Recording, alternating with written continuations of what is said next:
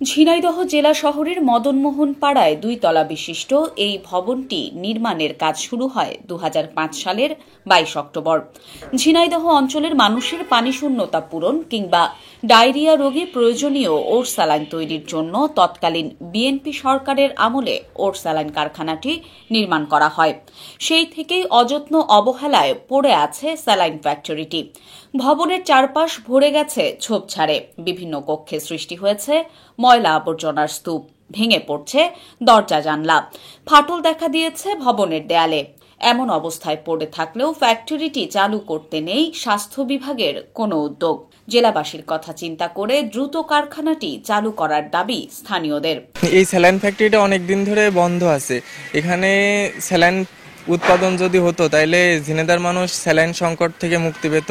আমরা চাই যে এই স্যালাইন ফ্যাক্টরিটা তাড়াতাড়ি চালু হোক। কোটি কোটি টাকা খরচ করছে, কিন্তু এটা এখনো পর্যন্ত চালু হয় নাই। বিগত 20 বছর এখানে পড়ে আছে এভাবেই। আজ পর্যন্ত কোনো কর্মসংস্থানের ব্যবস্থা হয়নি, বন্ধ হয়ে পড়ে আছে। তা আমরা চাই যে এখানে এটা চালু হোক, আবার নতুন করে সবাই কর্মসংস্থানের সুযোগ পাক।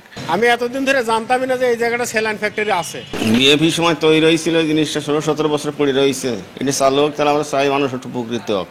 হচ্ছে এই যে এত টাকা সম্পদ এতদিন পড়ে আছে, এটা যদি এখন চালু হয় তাহলে আমার মনে হয় সব থেকে ভালো হবে, অনেকেই উপকৃত হবে। যেসব মেশিনপত্র আছে নষ্ট হয়ে যাচ্ছে, এখানে কোনো সেবার কাজই হয় না। তো আমরা চাই এখন যারা দায়িত্ব আছে তারা যেন এই দিক থেকে একটু চোখ দেয় এবং আমাদের জন্য হইলে আমাদের ঝিনাইদহ উন্নয়নের একটা অবস্থানে আসবে আর কি।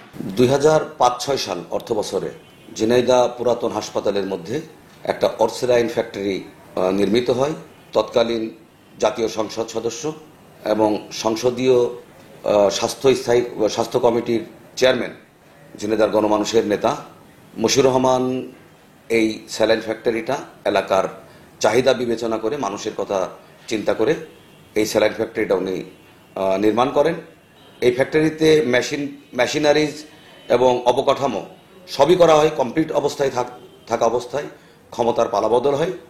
ক্ষমতার পালাবদলের পরবর্তী সময়ে শুধুমাত্র বিএনপির উন্নয়নমূলক কর্মকাণ্ড বিধায় পরবর্তী সরকার এই স্যালাইন ফ্যাক্টরি আর চালু করেনি। এর ফলে এলাকার সাধারণ মানুষ স্বল্প মূল্যে স্যালাইন প্রাপ্তি থেকে বঞ্চিত যেমন হয়েছে, তেমনিভাবে সরকারেরও আর্থিক ক্ষতি হয়েছে এবং এই প্রতিষ্ঠানটিরও ক্ষতি হয়েছে। অনতিবিলম্বে এই স্যালাইন ফ্যাক্টরিটা যদি সংস্কারের প্রয়োজন হয়, সংস্কার করে এই স্যালাইন ফ্যাক্টরিটা অতি দ্রুত চালু করে এই এলাকার মানুষের স্বল্প ব্যয়ে স্যালাইন প্রাপ্তির ব্যবস্থা করার জন্য আমি জোর দাবি জানাচ্ছি। স্বাস্থ্য বিভাগ বলছে নির্মাণ করার পর একটি মেশিনও তারা পেয়েছেন, কিন্তু অনুমোদন না দেয়ায় এখনো এটি চালু করা সম্ভব হয়নি। ওআরএস ফ্যাক্টরিটা প্রায় 15-18 বছর আগেই আসলে এটা স্ট্রাকচারটা নির্মিত হয়েছে, কিন্তু এটার যে জনবল বা এটার যে মেশিনারিজ চালানোর জন্য যে যন্ত্রপাতি প্রয়োজন, মানে প্রয়োজনীয় ম্যান পাওয়ার যেটা দরকার, বা এটার যে প্রশাসনিক অনুমোদন, এইরকম কোনো কিছু এখন পর্যন্ত আমরা পাইনি। আমি এখানে 2022 সালে এসেছি, তারপর থেকে আমি দেখেছি আমাদের ঝিনাইদহের সন্ধান ছিলেন ডাক্তার রাশেদা সুলতানা স্যার, যখন আইপিএইচ এর ডিরেক্টর ছিলেন স্যার, যেখান থেকে স্যালাইনের যাবতীয় কাজকর্ম চলে। তো স্যারও অনেক চেষ্টা করেছেন, আমরা বিভিন্ন সময় অনুমোদনের জন্য চেষ্টা করছি। তো অসুবিধা হলো যে পার্শ্ববর্তী জেলা যশোরে একই ধরনের একটা স্যালাইন ফ্যাক্টরি আগে থেকেই চলমান আছে এবং সেটা ফুল ফাংশনিং। তো সেন্ট্রাল থেকে নির্দেশনা হচ্ছে পাশাপাশি 2টা জেলায় হয়তো ওনারা একই সাথে 2টা একই জিনিস স্যালাইন কারখানা, কারণ এটা তো প্রচুর ম্যান পাওয়ারের বিষয়ের সাথে অনেক ধরনের কস্ট এও আছে। তো যে কারণে আমরা বারবার এটা নিয়ে মন্ত্রণালয়ে বা অধিদপ্তরে মন্ত্রণালয়ে যোগাযোগ করার পরেও এটার আসলে অনুমোদন পাওয়া যায় নাই এখন পর্যন্ত। আমরা তো যোগাযোগটা অব্যাহত রাখবো, কিন্তু ওনারা দিবেন কিনা সেটা আসলে অধিদপ্তর বা মন্ত্রণালয়ের সিদ্ধান্ত হবে। স্বাস্থ্য বিভাগের দেয়া তথ্য মতে 98,34,189 টাকা ব্যয়ে এই ভবনটি নির্মাণ করে স্বাস্থ্য প্রকৌশল অধিদপ্তর।